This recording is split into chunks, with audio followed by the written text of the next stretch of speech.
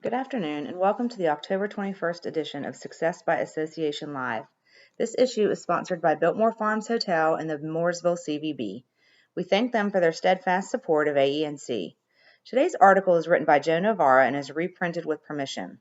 The article is titled, 5 Action Steps for Staying Positive in a Negative World. Are you like me, getting a little tired of hearing these are unprecedented times? I recently watched an inspirational video where the speaker mentioned it 3 different times in under 2 minutes.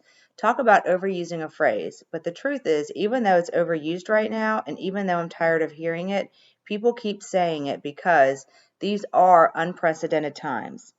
There have been enormous changes in our lives recently, enormous disruptions that have changed the entire landscape around education, business, politics, and even religion.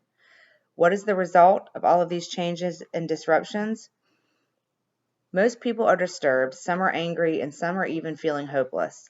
Others are feeling lost and unsure of what the future holds, which brings on feelings of uncertainty.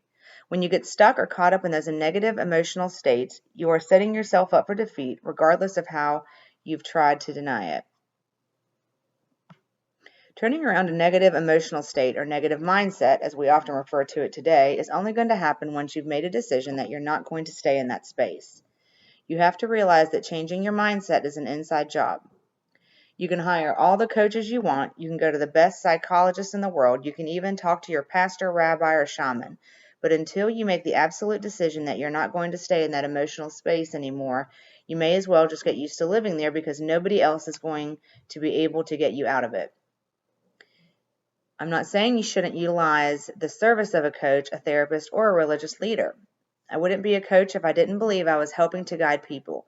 However, just throwing money at your pain and problem isn't going to make it go away. The most important puzzle piece to the solution is going to be you. Why do some alcoholics get sober, never have another drink in their lives, and some never seem to stay sober for more than a week or two at the max? They may have both had the same opportunities to get sober, done the same detox and attended some AA meetings, yet one stays sober and the other doesn't. Why does this happen? Because the one who stayed sober made a decision not to live like that anymore. And that's what I'm talking about regarding the current state of affairs in the unprecedented times. Now, if you're happy and totally fine with how things are in the world today, then you can stop reading. However, if you're like most people I talk to these days, feeling frustrated, angry, scared, hopeless, like giving up, then it's up to you and you alone to change how you feel. And I do understand this is very easy to say, but staying positive in an often negative world takes action, massive action, and leads to results. If you want to feel better, here are 5 actions that you can implement immediately. Stay away from the media, especially 24-hour news networks. I'm not saying that you shouldn't be informed, but most media outlets today rely on corporate dollars and most often have shareholders to answer to. They're going to do whatever they can to keep you glued to the news, regardless of how miserable, depressed, and hopeless it makes you feel.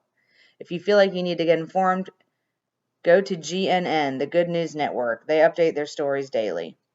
Limit your time on social media. I'm also reminding myself of this one. Unfollow or straighten up and unfriend toxic people. Your cousin Bill may post funny pictures of his cat and dog snuggling, but if that's in between all of his hateful political posts, not to mention the fights he starts with the comments from your post, you can unfollow Bill until after the upcoming election. However, there will always be another election, and you should take that into consideration. Actually, I suggest letting it go, unfriending Bill and waiting until the next family reunion to catch up. I have unfriended a lot of folks on social media, and honestly, it's less stressful. Seek out positive people. I have friends that are happy even in the worst of times. They always have an encouraging word to share and rarely have drama in their lives. Those are the people I engage with the most, especially now. For the time being, be aware of all of the movies and television shows you're watching. What most people aren't aware of is that subconscious mind doesn't know the difference between reality and fantasy. When we keep inputting negative context into our mind, it gets stuck there and sometimes create negative feelings that we can't explain. You can easily change your mood by changing the content you're watching, listening to, or reading. Write a daily gratitude list. Keep it simple. Jot down 5 to 10 things you're grateful for every day. It's okay if some of those things are repeated daily. That just means you're really grateful for them. Studies show that people who keep a daily gratitude list are generally happier than those who don't. I'd say I'm usually a pretty happy guy, and guess what? I keep a daily gratitude list. Today I'm grateful for my amazing wife, Julie, for my silly cat, Oliver, and for the wonderful friends that I have. I'm also grateful I rediscovered living a healthy lifestyle and have become disciplined about fitness. I'm also very grateful to you. I appreciate you and having spent the time to read this article and share this time with me. Thank you. That concludes the article. I hope you have a great day.